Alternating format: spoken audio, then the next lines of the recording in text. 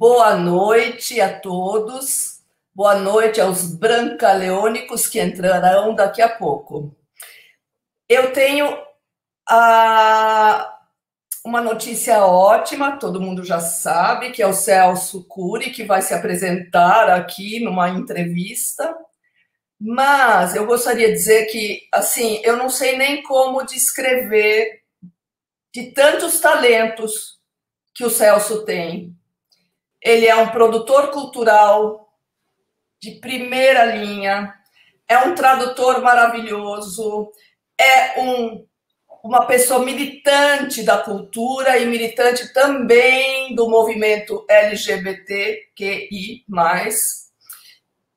Assim, o jornalista ele escreveu a primeira coluna com temática LGBT num jornal.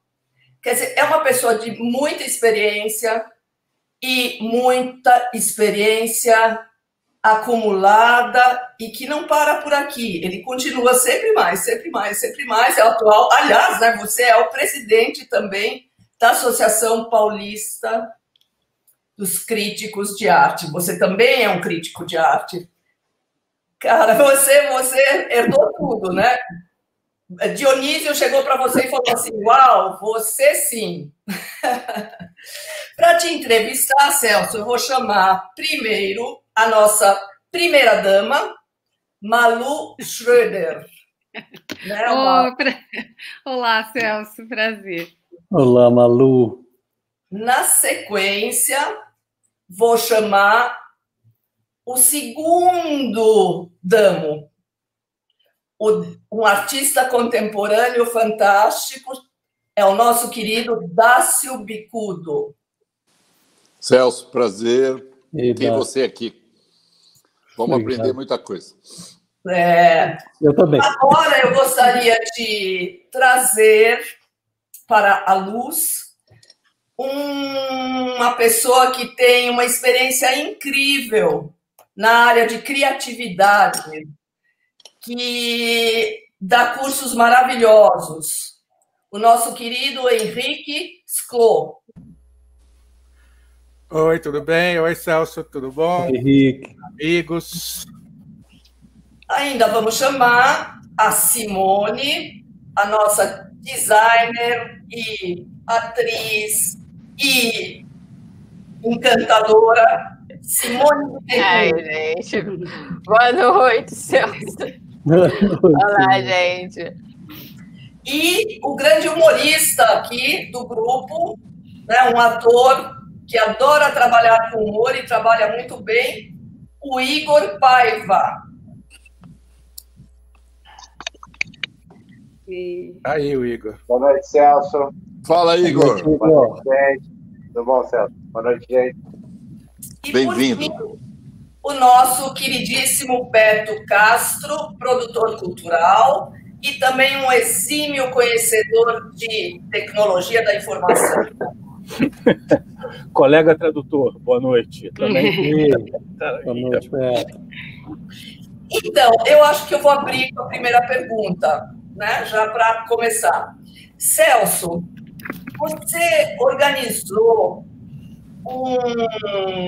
uma espécie de festival na frente do Teatro Municipal, nas escadarias, que tinha como temática a questão da censura, né, e da resistência.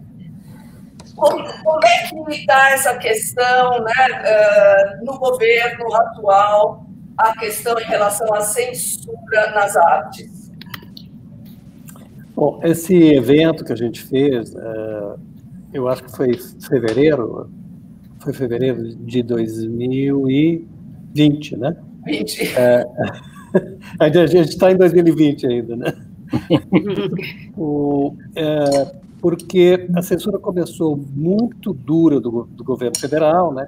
Censuraram um espetáculo de um grupo chamado Motosserra Perfumada, que iria se apresentar no Banco do Brasil, e cancelaram, já tinham confirmado a pauta deles e cancelaram, e em seguida, e a gente se engajou nessa luta junto com os meninos, também na luta dos meninos do do Caranguejo Overdrive, que era um outro grupo que também ia se apresentar no Rio de Janeiro, com o CCBB do Rio, e também foi cancelado, resolveram rediscutir, porque o texto falava que tinha um presidente genocida, ou...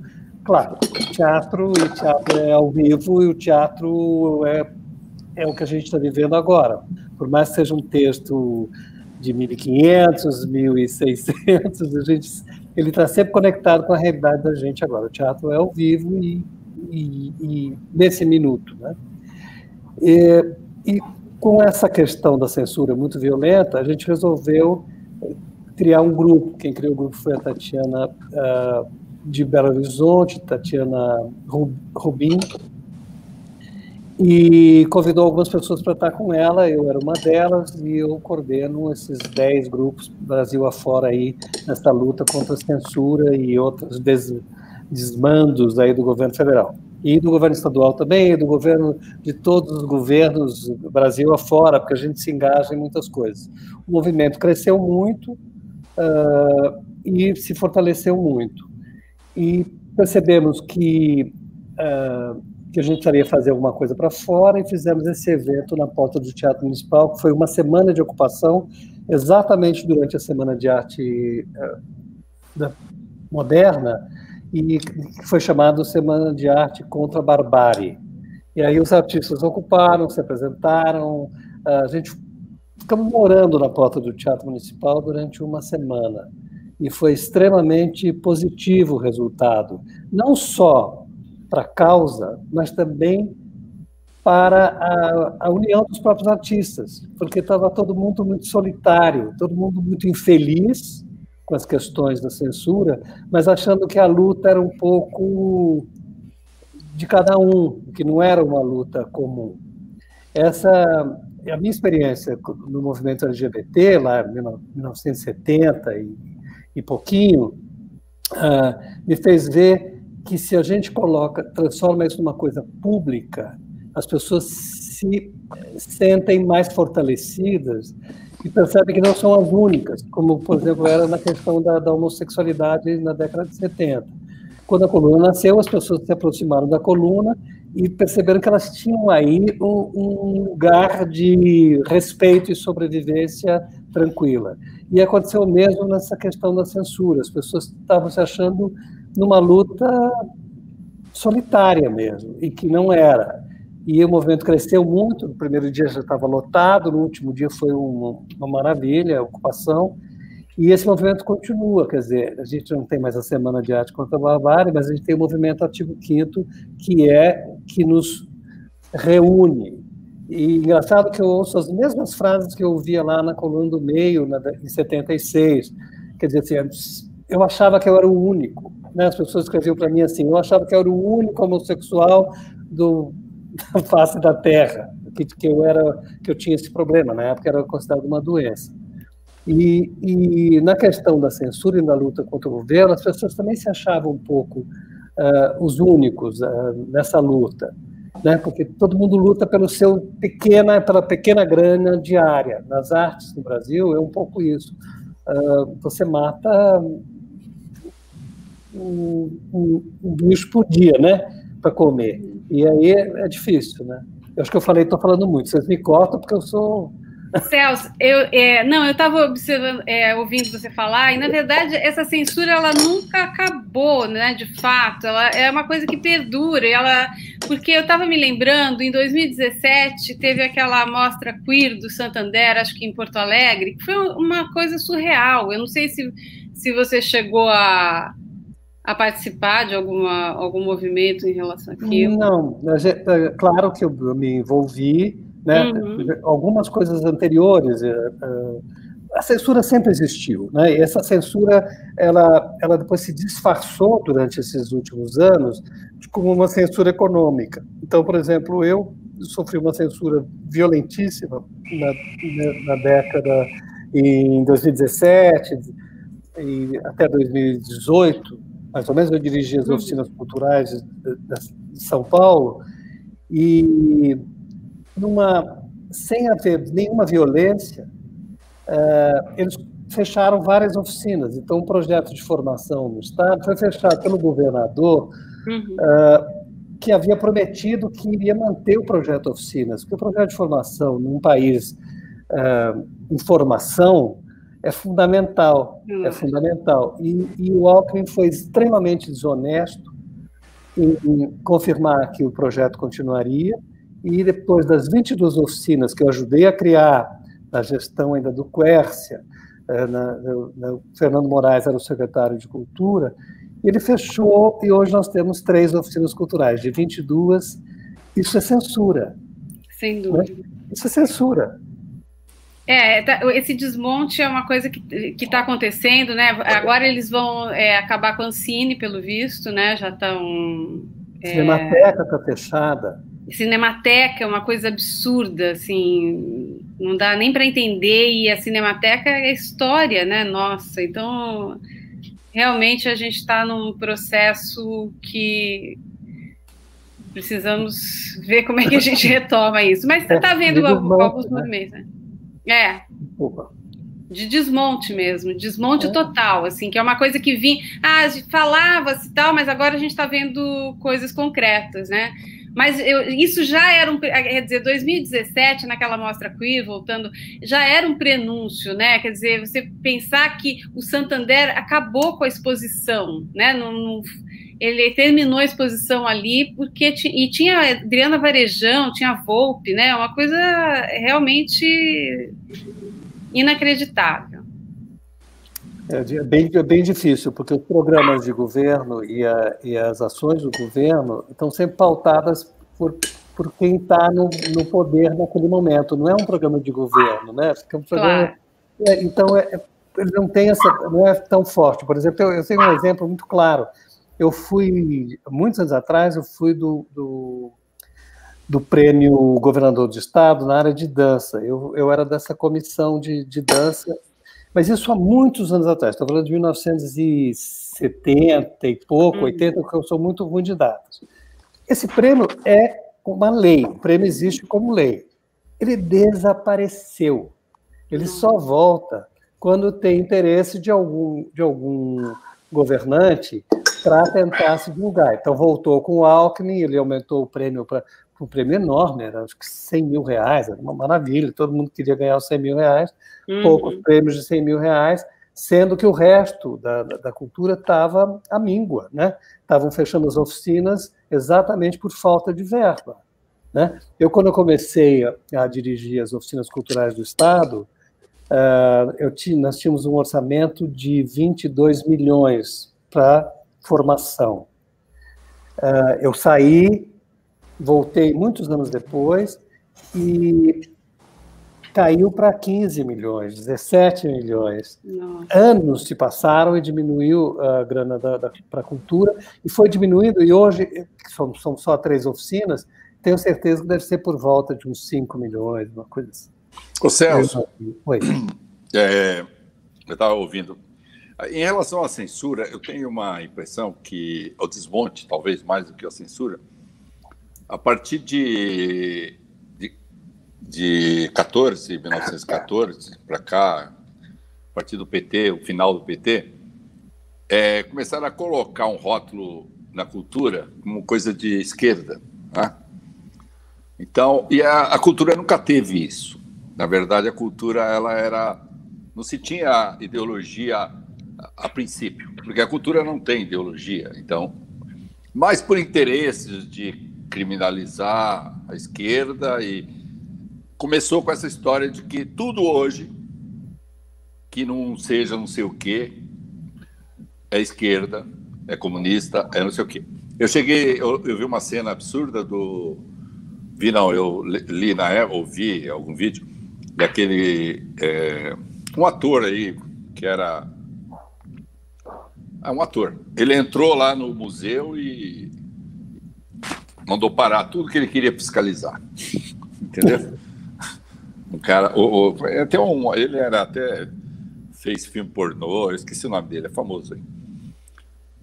Achei um absurdo o cara daquele, sem menor... Ele não tinha a menor ligação com a cultura, não é um cara de cultura, mas A partir dali tudo virou. Então, o que eu penso hoje é que essa retomada da cultura, ela vai ter que passar pela retomada da esquerda, como título, porque agora não tem mais jeito. A cultura nesse governo, e espero que ele não ganhe outra, né? A esquerda está com o nome, a cultura se chama cultura de esquerda, porque teatro, cinema, essa exposição que a Malu falou, se pega um Volpi, que era um pintor de parede, e coloca como esquerdista, não existe limite, né?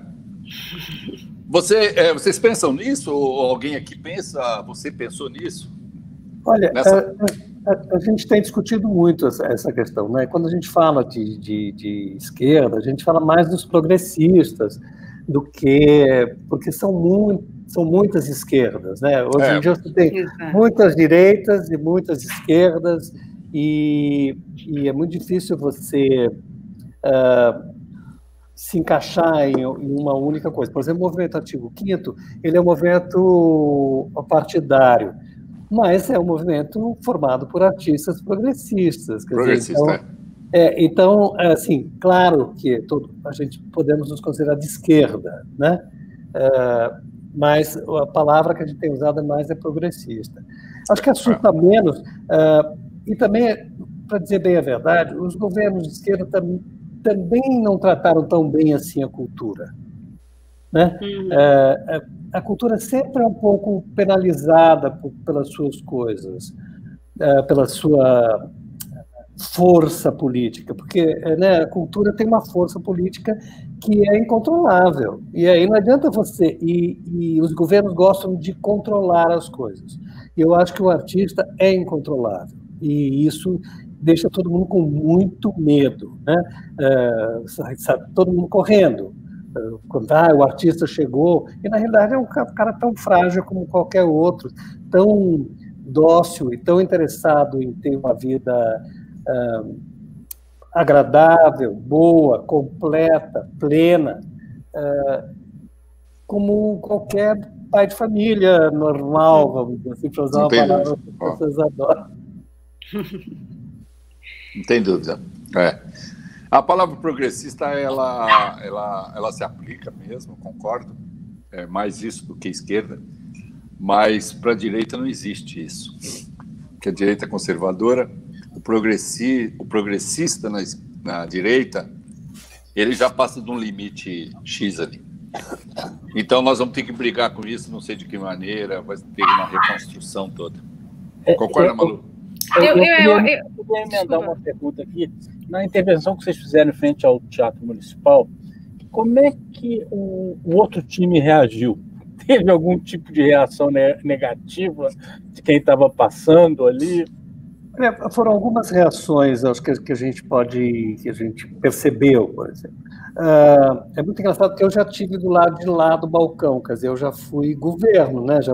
Claro. Já trabalhei na prefeitura, já trabalhei no Estado. Então, os meus amigos que estão no governo, que estavam no governo, ficavam muito pouco confortáveis daquela situação. Assim, olha, a gente vai ocupar a porta do municipal. É um incômodo, né? Você tem qualquer coisa, sua porta, olha, eu vou ficar na porta da sua casa 3 dias. Você fala, porra, alguma coisa vai acontecer de ruim aí, né? Não é uma coisa muito agradável. Mas eles foram super parceiros em algumas coisas. E mais parceiros, eu acho, os dirigentes, na época, o Hugo, que hoje, Pozzolo, que hoje é o secretário municipal de cultura, era o diretor do teatro. E ele foi super parceiro na questão da ocupação da frente municipal. Apesar de que muitos dos funcionários de carreira do Teatro Municipal tentavam dar uma freada. Em nome de quê? Essa freada era em nome das suas posições lá dentro, quer dizer.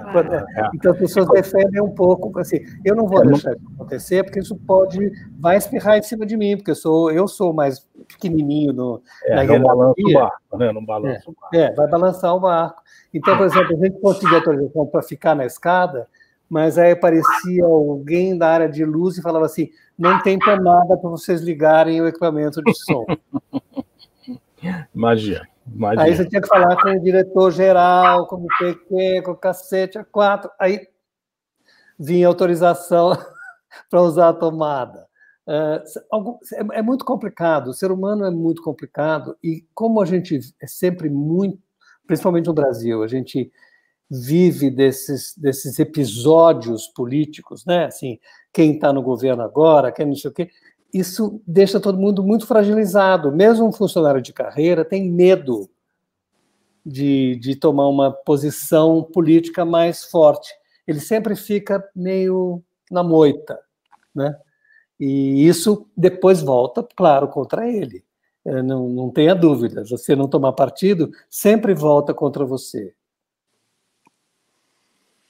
Você já pensou em se candidatar alguma vez? Não, assim, eu tenho uma fila de pessoas que falam assim, você tem que se candidatar a essas eleições, da questão do movimento Artigo 5º, e as pessoas achavam que a gente devia ter que eu deveria ser o candidato. Eu falei que eu não seria de nenhum, mas que eu aceitaria fazer parte de um coletivo. Mas um coletivo não só de branquelo e velhinho, que nem eu, assim, um coletivo que representasse... Porque eu acho que falta isso. Acho que falta. Falta representante das artes no governo, porque sem estar no governo é muito difícil. Agora, eu percebo que tem pessoas como você que trabalham para o governo, como você disse, já trabalhou em várias... E parece que eu sinto falta de que alguém se coloque, porque às vezes teve um tempo atrás que apareceu o Nabil, né, esse vereador. Ele está candidato de novo, o Nabil está candidato. Está candidato. Ele era o único que tinha algum tipo de afeição à cultura, né? Parece que eu lembro que a gente procurava ele para discutir coisa e tal. Eu sinto que faz falta, e a esquerda ela tem falta para... E tem tanta gente boa que trabalha dentro dos departamentos de governo, e poderia, né? Mas em alguns outros grupos que eu participo e que já surgiu essa discussão, uma das autocríticas que se faz é que nós, como artistas, comunicadores, etc., nós deveríamos, num momento como esse, estarmos à frente e divulgando os números da cultura, explicando que a Lei Rouanet não é assim, e que as leis do audiovisual não são assim, as leis culturais em geral. Então, assim, a gente também tem uma parcela de culpa nisso, você não acha, Celso? Como é que você vê isso? Olha, eu acho, eu concordo com você completamente, mas tem uma coisa muito chata, é que você lidar com a política da cultura é muito chato, porque é tudo cheio de número, é cheio de regrinhas, e você sai sempre muito machucado, porque você, mesmo como gestor público, você tem uma ideia genial e ela para na consultoria jurídica, porque ela não é possível de ser feita. Então, é tudo muito amarrado. Eu acho que essa lei 8666, que é uma lei que rege todas as questões da cultura e até os editais, ela foi uma lei que foi feita para coibir roubos na construção de estradas, e ela veio para cobrir todo o governo, e a cultura está no meio disso, né? Então, por exemplo, eu lembro muito bem, no início das oficinas culturais, que eu pedia dinheiro para comprar tecido para uma oficina que ia ser de fazer, sei lá, patchwork, ou sei lá, qualquer coisa desse tipo, e não podia, porque precisava licitar. E você precisava licitar 10 metros de chita com flor não sei o quê, 10 metros de chita com flor azul, e aí você precisava explicar, falar, gente, não é assim, a pessoa que vai dar o curso vai ter que ter um dinheiro na mão para ir lá comprar o que ela precisa, ela vai trazer uma nota fiscal. Mas as pessoas acham que tem sempre falcatrua. Exato. Os governos acham que artista é safado. E isso não é uma coisa desse governo, é uma coisa que sempre foi assim. Algum desvio vai haver. E o artista é sempre criticado por isso e penalizado por isso, porque fica muito difícil. Por exemplo, eu me lembro que para comprar linóleos para pôr nos palcos do teatro, ele precisava comprar como passadeiras de plástico, porque linóleo era material permanente e só com licitação. Agora, passadeira de plástico não precisava licitar. Isso para colocar no teatro. É uma loucura, né? Com metros e metros de linóleo. Quer dizer, é uma loucura. Essa lei é muito cruel e ela continua aí. Por exemplo, com a Lei Aldir Blanc, se a Lei Aldir Blanc até agora não conseguiu pagar as pessoas que estão precisando desse apoio nesse momento extremamente grave que a gente está vivendo, é porque a 8666 empaca, ela segura, e aí tem que vai e volta. Eu sou de um grupo de trabalho do município, eu fui convidado como sociedade civil, são 5 pessoas.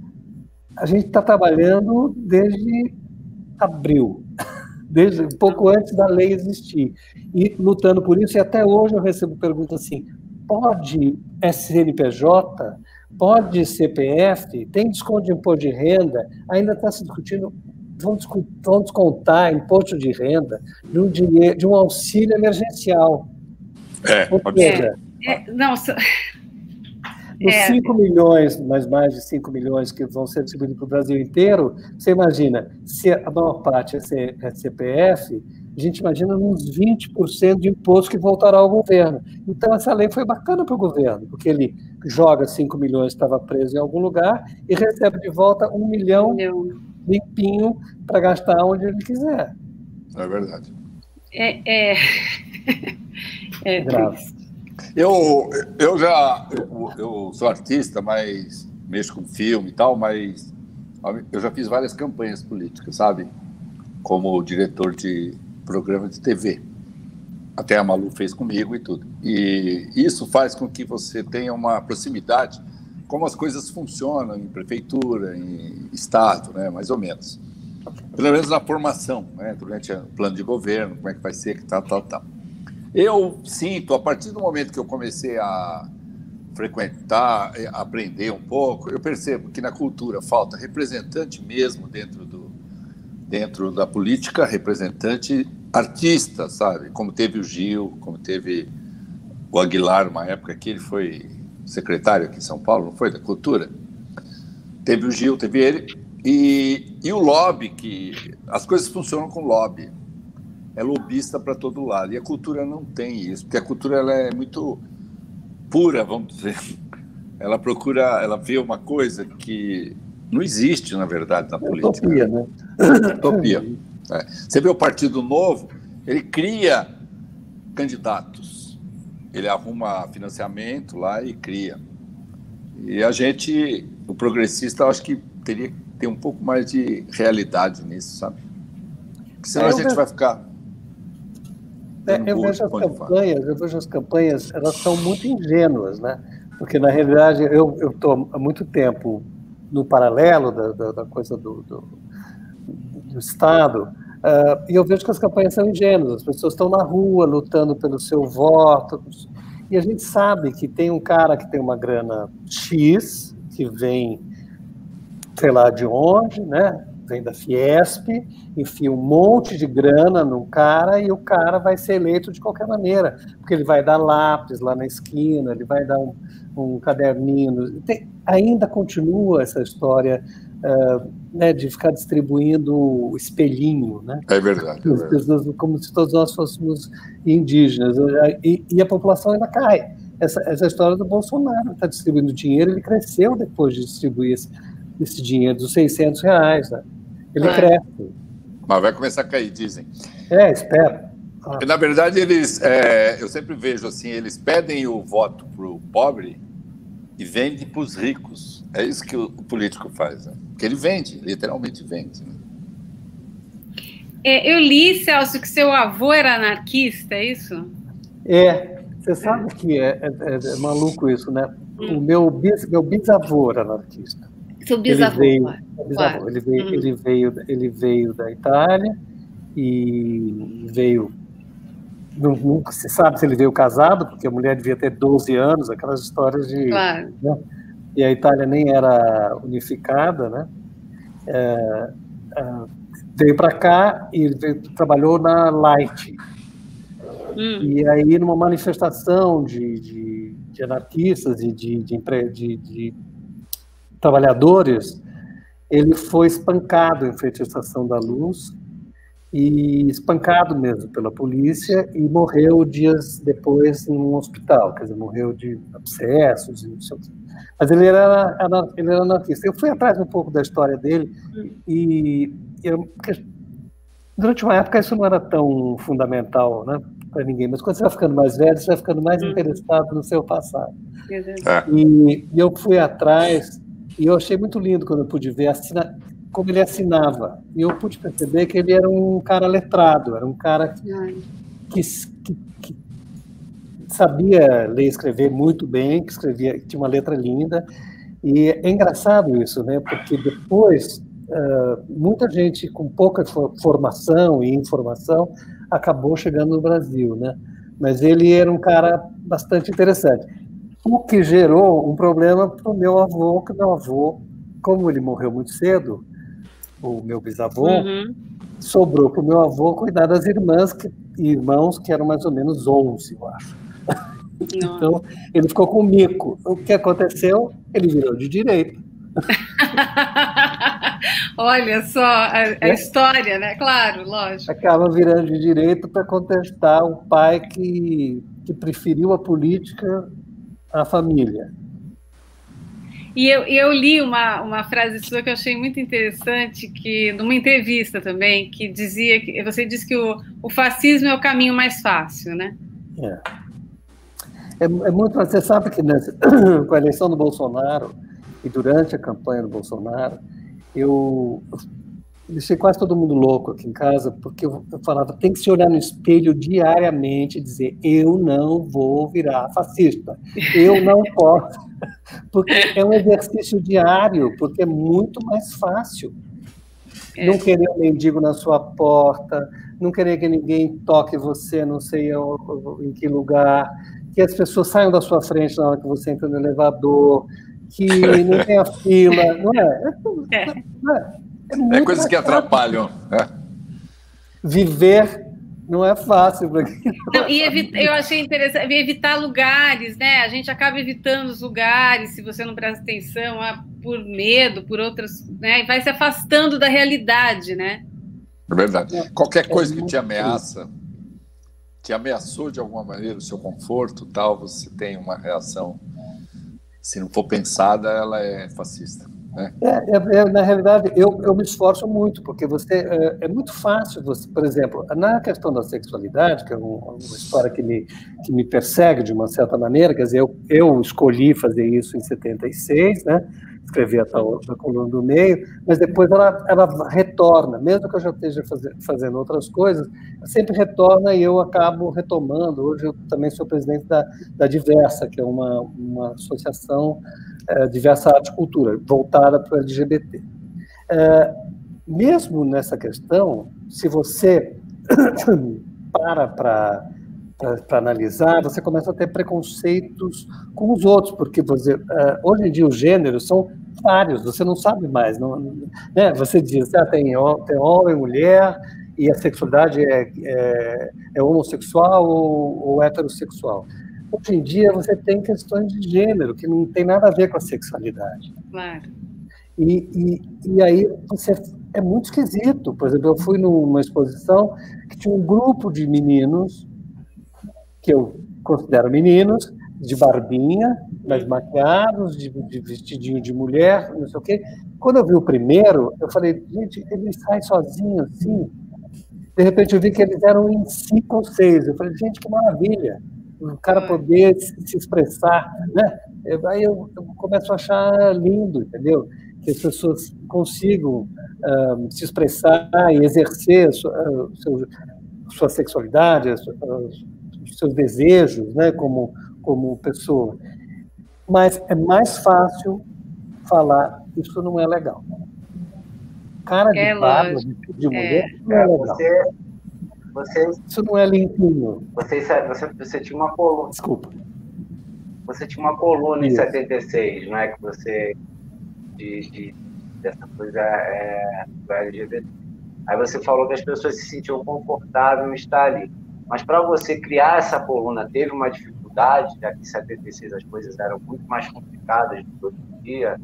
Olha, assim, da minha parte, quase não teve nenhum problema, né, na realidade. Eu ofereci essa coluna para o Samuel Weiner, o Samuel era o diretor... Eu digo de fora, na verdade, né?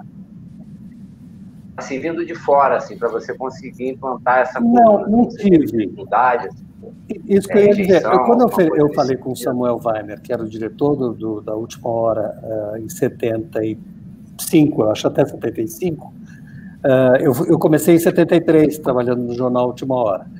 E eu ofereci para o Samuel, falei, Samuel, o movimento gay, porque na época não era nem LGBT, não era, o movimento gay no mundo está se organizando. Aconteceu Stonewall em 69. Eu acho que está na hora da gente começar a fazer alguma coisa nesse sentido. O Samuel achou muito legal a ideia e falou, vou pensar, mas sempre escapou um pouco dessa história, porque talvez ele não compreendesse na totalidade o que seria a coluna.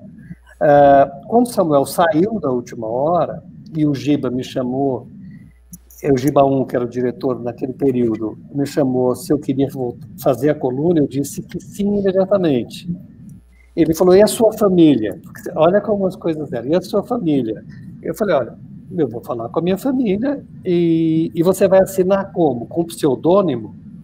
Eu falei, não, eu vou assinar o meu nome. Se é uma coisa que eu acredito, eu tenho que assinar meu nome. Mas a sua família não vai estranhar? Eu falei, bom, eu posso consultá-los. Consultei, falei, vou escrever uma coluna que fala de homossexualidade no jornal que eu trabalho. Meus pais falaram assim, olha, se não tiver problemas para você, para nós não tem problema nenhum. Então, eu nunca tive muito problema, eu sempre fui meio protegido, assim, na vida, porque eu nunca tive problemas muito reais, por exemplo, né? Eu fui...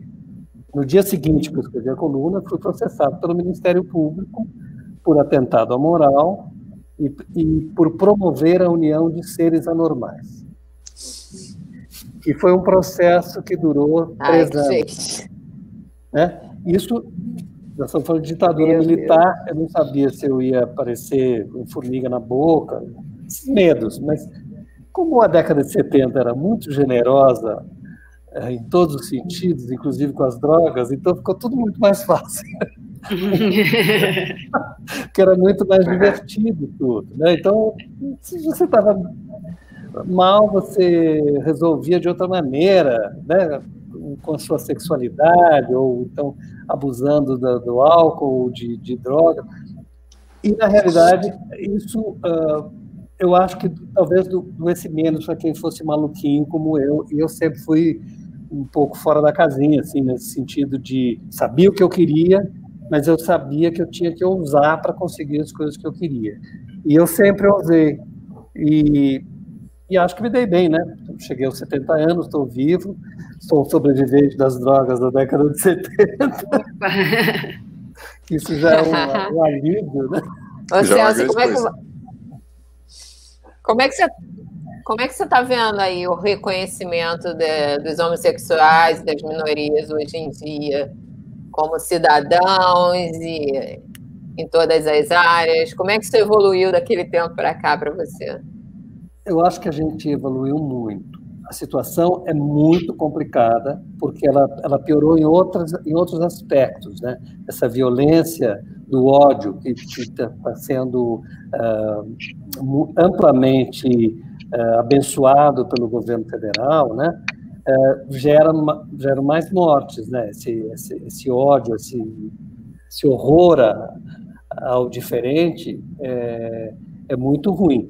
Mas eu fico muito feliz de ver, por exemplo, eu vejo as pessoas exercendo o seu amor na rua, por exemplo. Eu nunca fui de ficar me agarrando na rua, ou de ficar eu tinha outras coisas para fazer, né? Me agarrava em outros lugares, mas eu nunca fui assim de sair para a rua e ficar com os meus amigos, beijando, não era o meu barato. Mas quando eu vejo isso, 2 caras de mãos dadas passando na rua, na minha rua aqui, é uma coisa que me emociona, porque foi uma luta muito longa, né? Eu me lembro que em 76 eu fui processado por promover a união de seres anormais. E hoje em dia, o casamento em 2011 foi aprovado. Foi aprovado meio na raça, meio na porrada pelo Supremo, mas foi aprovado. É um avanço. É um avanço. E o Papa, né, deu aquela declaração recentemente que, né, que transformou, e o que é louco é que ele é execrado, né, por quem cultua a família, Deus e a pátria.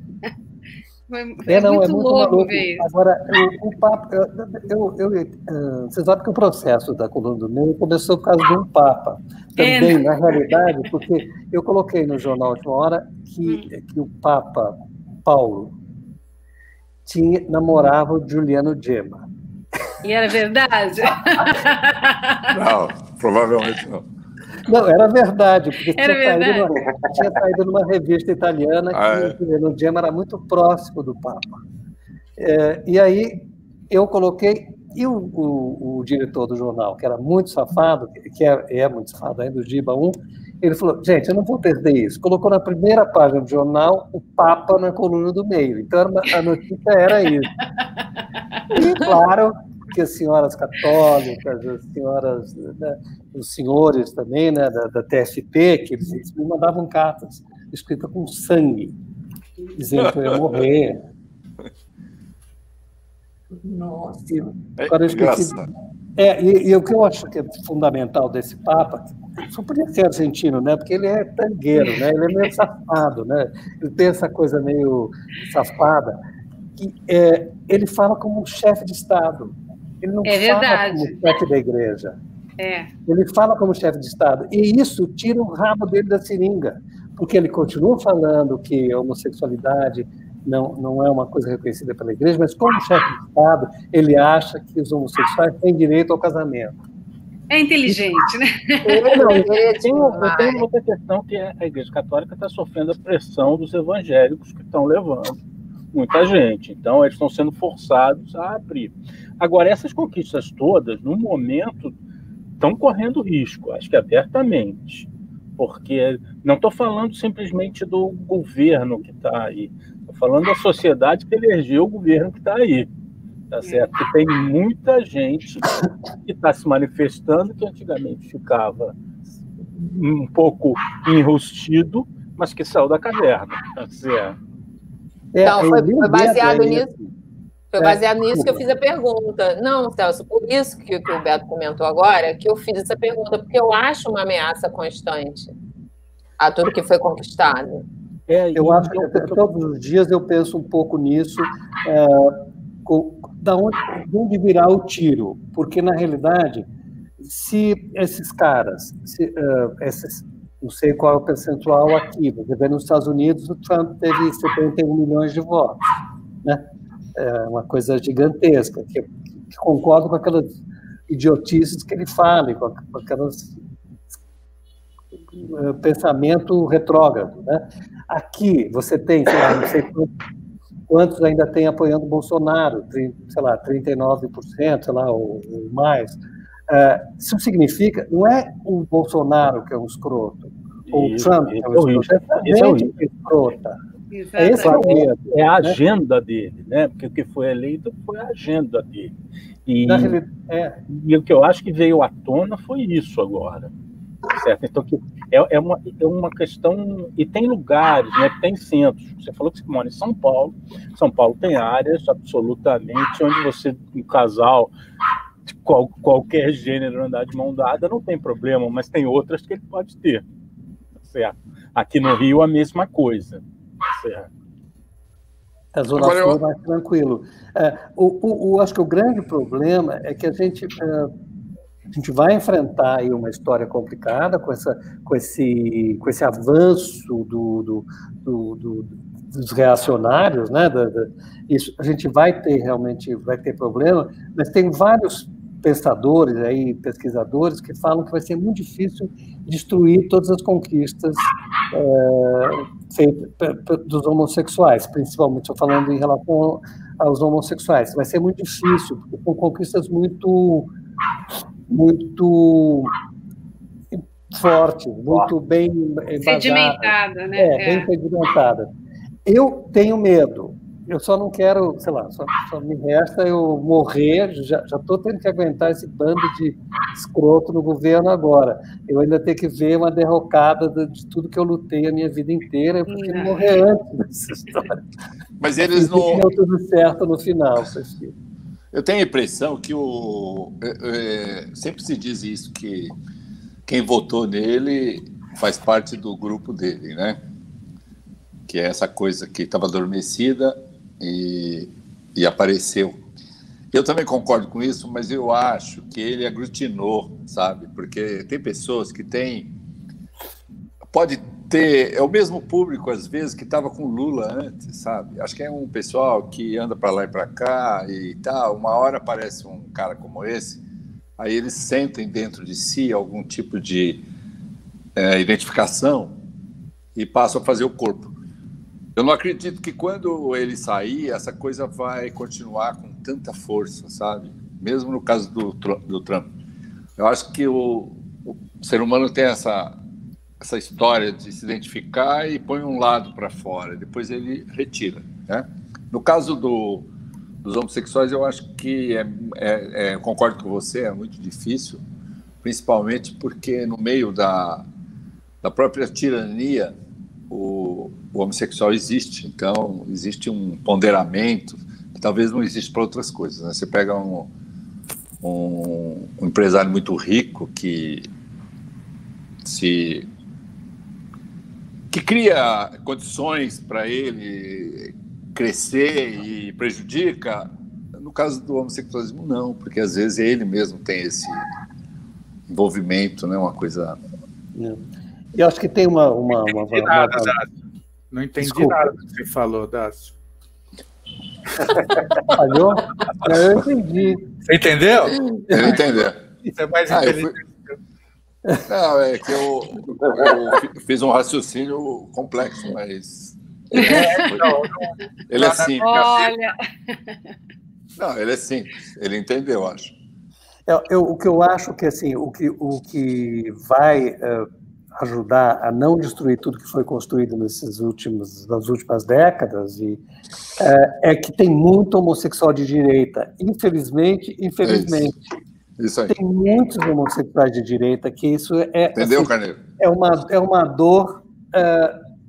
uma dor diária, saber que tem gente que pensa assim. Mas, por outro lado, eles também têm uma posição dentro dos governos, por exemplo. Eu tenho amigos que, assim, super amigos, que estão enfiados em campanhas que eu falei, eu jamais atravessaria a porta daquela criatura, entendeu? É gente que é homofóbica, é gente que se puder sacaneia com todo mundo, e tem gente da área, inclusive de ativistas gays, apoiando esses caras.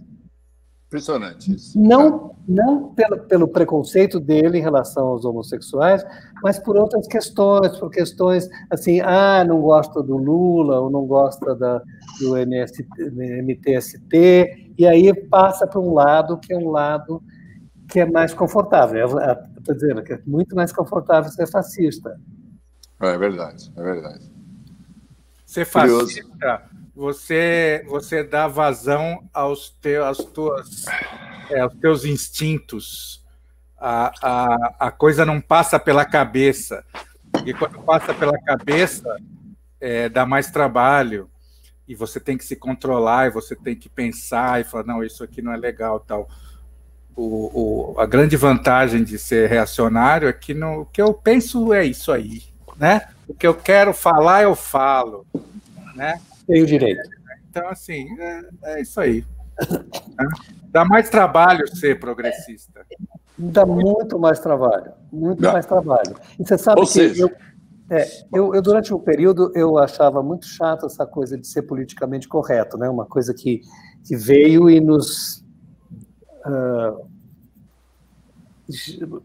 começou a valer para quase todo mundo. Você não pode falar disso, você não pode falar que o cara é gordo, você não pode falar que o cara é barrigudo, você não pode falar... 1000 regras. E eu achava muito chato tudo isso, mas hoje em dia eu acho que é fundamental. É fundamental. É fundamental, porque são algumas regras. Você fala assim, você não pode falar aquela gorda preta que está vindo ali. Você não pode falar isso.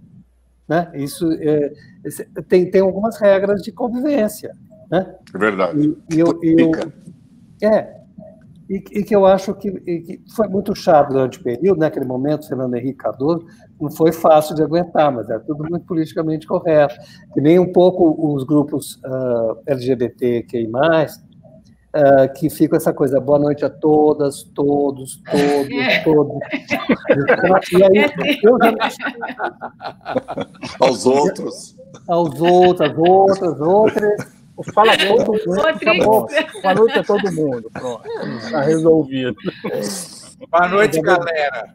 Uma vez eu estava com o Loyola, eu trabalhei com o Loyola Brandão um período, e numa das revistas que o Loyola dirigia. E eu encontrei o Loyola num lançamento de um evento da Secretaria de Cultura, e a secretária falou assim, boa noite a todos, não sei o quê. Aí o Loyola falou assim, ninguém avisou para ela que todos inclui todo mundo. É machista, mas é machista, mas, gente, é um pouco difícil, a gente vai ter que aprender. Né? Esse momento da escuta vai ser um momento difícil para todo mundo. Porque eu dou risada. Quando você fala todas, todos, eu ainda dou risada. As pessoas têm que ser menos sensíveis, né? Eu acho que as pessoas têm que ser menos sensíveis, tá certo? Porque nem tudo é agressão. Se eu falar, senhores e senhoras, você não está excluindo ninguém ou coisa nenhuma. Nesse caso, mudança de comportamento exige uma ala radicalíssima. Né? Qualquer mudança de comportamento, se você não tiver os xiitas, a coisa demora mais, né? Mas fica chato. Não, o que eu acho é que Fala, Malu. O que eu acho é que, na verdade, a gente não consegue impor isso, sabe? Porque quando você impõe, que foi o que aconteceu, eu acho que o Bolsonaro é fruto disso também. Porque é uma das reclamações, eu escuto muito pessoas que votaram nele, até para tentar entender, né, isso. Não, mas a verdade é que, assim, uma das coisas que se fala é que aquilo aqui os governos progressistas impõem, né, através disso, que a gente sabe ser necessário, mas o que a gente está precisando é de tolerância, né, de tudo que é lado, porque senão a gente não vai para frente, não adianta. E essa coisa. Bolsonaro. Deus me livre. Precisa de tolerância e vota no Bolsonaro. Eu concordo com o Henrique nesse caso. Eu acho que um pouco de pressão para que haja uma mudança logo, porque... Mas eu concordo com você, com o Henrique, mas quando você escuta quem votou, e esse processo foi um processo, né? Tanto que tá assim, o cara tá aí, com sei lá quantos milhões de votos, né? Como o Trump, etc. Então, talvez a coisa tenha que ser mais didática, não sei, sabe? Por exemplo, você falar cabeça chata é engraçado. Mas não é bom, você tem que parar de falar, porque atrás disso tem um monte de coisa. Não, sem dúvida. A gente Agora vai ter que aprender muita coisa, né? A gente vai ter que reaprender. Uma série de coisas. Eu falo um monte de pataquada, você fala aí, sei lá, trabalhei... Um amigo meu chamado, eu não sei se você conhece o Claudinho Gabriel, que é ator. Eu vi uma live com ele que ele falava uma coisa interessante a respeito dessa coisa do politicamente correto. Eu digo em relação ao humor, né? Dá para trabalhar com outras coisas, entendeu? Você não precisa ofender determinada pessoa, você não precisa questionar aquilo que a gente está falando. Você não pode falar da mulher preta gorda que atravessa a rua, entendeu? Eu digo assim, na parte de trabalhar, por exemplo, com humor, né? Dá para você falar sobre outro assunto, dá para você colocar de uma outra maneira, dá para você ir por outra vertente, entendeu? Concordo. Mas você quer ver uma coisa? Desculpa.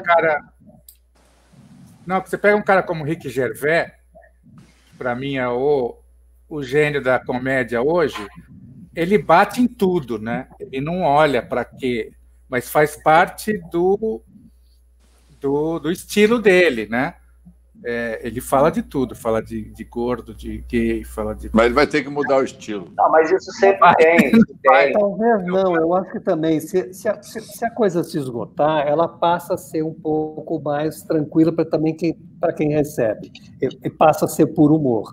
Eu acho que a hora que isso for esgotado no limite, eu acho que ele vai voltar, você vai poder fazer humor com qualquer coisa, porque está definido que é humor, mas não é humor carregado de preconceito, né? Eu acho que a gente ainda vai chegar lá, mas nesse exato momento... Tem que passar por esse processo, né? Tem que passar por esse processo, que é um processo muito duro, que você vai... Sei lá, qualquer coisa. Eu falo... Eu sou neto de italiano e de libanês, mas eu estudei em escola judaica.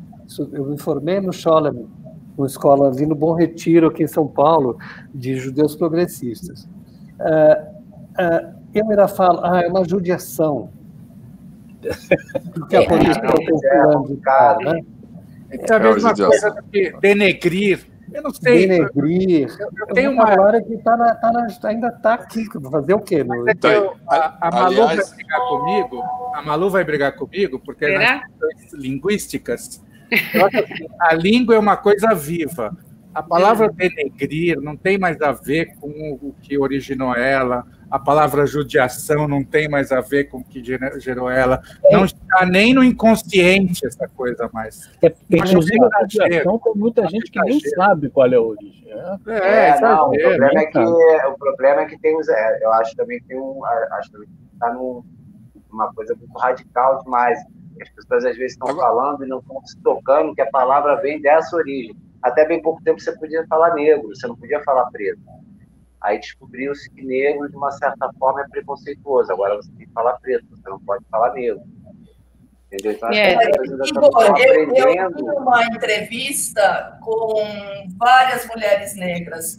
Exatamente perguntaram a cada uma delas: você quer ser chamada de negra ou de preta? Metade queria que fosse chamada de negra e metade preta. Ficou fácil. Então, mas tem uma coisa que eu acho horrível, que é quando pregra. Cor, aquele de cor. Isso isso não existe. Eu acho que tudo bem, mas aí sempre foi preconceituoso. Eu, como representante dos gordos aqui, libero as piadas. Eu gosto de gordofobia, acho engraçado. E você lá nessa escola, você sabe que o espetáculo que eu produzi esse ano, dos últimos 2 anos, chamado A Ira de Narciso, que é um texto de um uruguaio que eu traduzi, que no meio do texto ele falava o gordo. Assim, era assim, o gordo. Um cara saiu da sala de espetáculo, foi à bilheteria e falou: isso é gordofobia. Ai, meu Deus. É verdade. Me pediu o dinheiro de volta.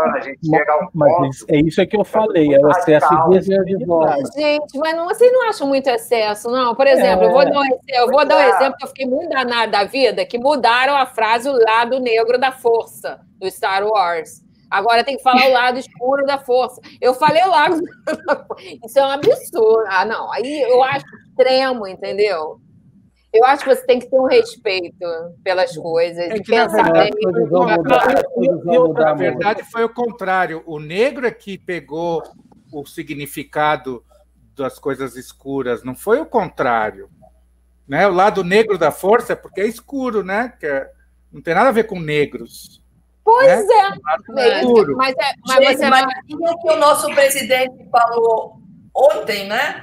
A questão do Maricas. Nós somos um país de maricas. Vive falando questões, né? Palavras negativas, derrogativas, né? Em relação a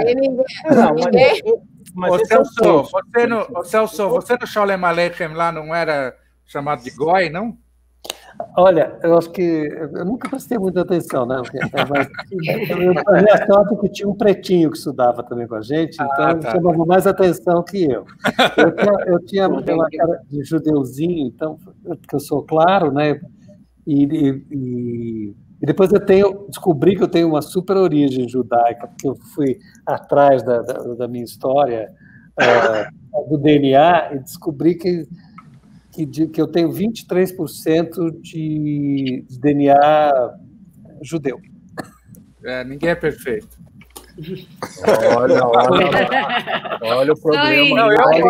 Mas Henrique pode falar. Eu posso falar. Só o Henrique pode falar. Eu posso fazer piada de careca, de judeu, de impotente, de um monte de Ainda coisa. tem isso, né? Quem pode, né? Você está no lugar aqui, você está no lugar comum, você tem liberdade. Também vi uma entrevista de um cara que faz stand-up, que ele era gay, teve câncer e ficou paralítico. Ele falou, estou liberado para falar o que eu quiser. Entendeu? Porque... Agora, vocês perceberam que o bullying está diretamente relacionado com o humor? Ah, sim. Curioso isso. Sim, com certeza. Aí seria humor negro ou humor preto? A expressão do bullying... Humor escuro. Ele termina no humor, né? Curioso isso. Eu não tinha porque pensado. o humor negro também não pode mais ser falado. É a forma das pessoas lidarem com aquilo que elas, né, têm dificuldade. No fundo, o humor acaba sendo isso, né? Machuca uns e a forma de outros lidar. É complexo, curioso, não é? A compreensão do momento que a gente está vivendo vai passar por um momento muito chato, né? Essa questão do lugar de fala e do respeito das diferenças e não ter preconceito com nada. E não é não ter, é não declarar o seu preconceito com nada. Porque muitas pessoas são preconceituosas e não declaram e aprender a lidar. Eu acho que vai aprender a lidar.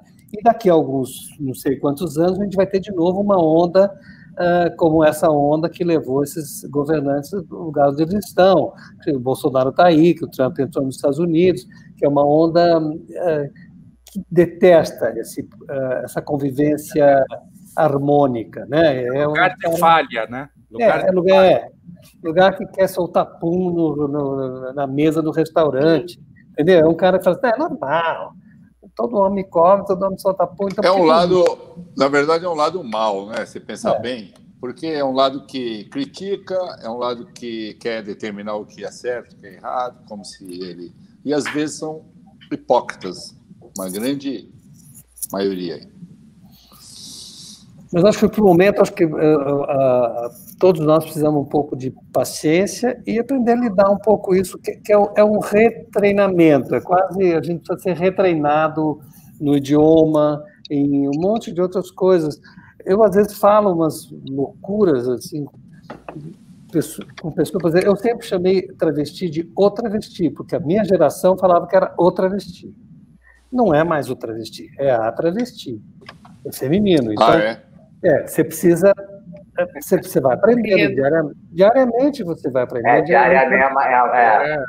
Não pode chamar artista de pedreiro, essas coisas. Mas tem uns que são. Mas de padeiro pode. De padeiro pode. Porque eu tenho uma piada antiga do grupo. Aqui em cima tem um pedreiro. Não, tem um pedreiro em cima de você é difícil. Não, no momento não. Mas ele está aqui, ó. Em cima da Malu no momento. Mas não tem problema. Olha o preconceito. Tá aí? Olha o preconceito. Não, eles fizeram um bullying com o pedreiro e me usaram como exemplo. E eu contestei. Não, o bullying foi com ele mesmo, não foi com o pedreiro. Eu inventei. Isso, vai Vamos continuar a entrevista. Eu inventei profissão fake para todo mundo e só ele se ofendeu. Não foi politicamente correto. Mas é muito bom poder conversar, né? É isso que me dói mais, é imaginar que muita gente está sendo privada disso, porque não tem acesso ao conhecimento, não tem acesso... É muito mais divertido, com conhecimento é muito mais divertida a vida. Não tem né? Com a arte é muito mais divertido. Né? É mais a Luísa Erundina falando umas semanas atrás, acho que 2 semanas atrás, e ela estava fazendo lá, estava num vídeo da Luísa na campanha do Boulos, e ela falou, é fundamental viver, sem a arte é impossível respirar, sem a arte é impossível viver, né? Sem o humor, sem o conhecimento. Gente, é muito duro, você não precisa ser um especialista em nada, mas você conseguir juntar A mais B e se sentir feliz que você consegue compreender esse universo maravilhoso, né? É fundamental. Eu acho que é isso que esses caras querem fazer, querem matar as pessoas sem o conhecimento. E a luta é essa, eu acho que a luta nossa tem que ser essa. Bom, pessoal, infelizmente nós chegamos ao nosso final aqui do nosso Roda Quadrada. Alguém tem mais alguma pergunta que gostaria de fazer? Não? Eu tem que vir um novo programa. Não, eu quando dou aula online pergunto assim para as pessoas, vocês têm alguma pergunta? Ninguém fala nada? Aí eu falo assim, eu sou um puta professor, vocês entenderam tudo, né? A minha interpretação é outra, eles não entenderam nada, não conseguiram nem chegar nisso. Ô, Celso, muito grato pela obrigado, sua... Muito obrigado. Enorme, Celso. Muito obrigado.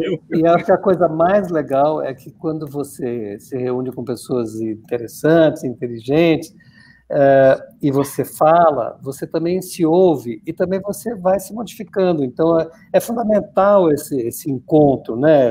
É verdade. Esse grupo, eu acho que, nesse aspecto, essa porra da pandemia nos ajudou um pouco, porque as pessoas se juntaram de alguma outra maneira. A gente não estava nem fazendo isso mais.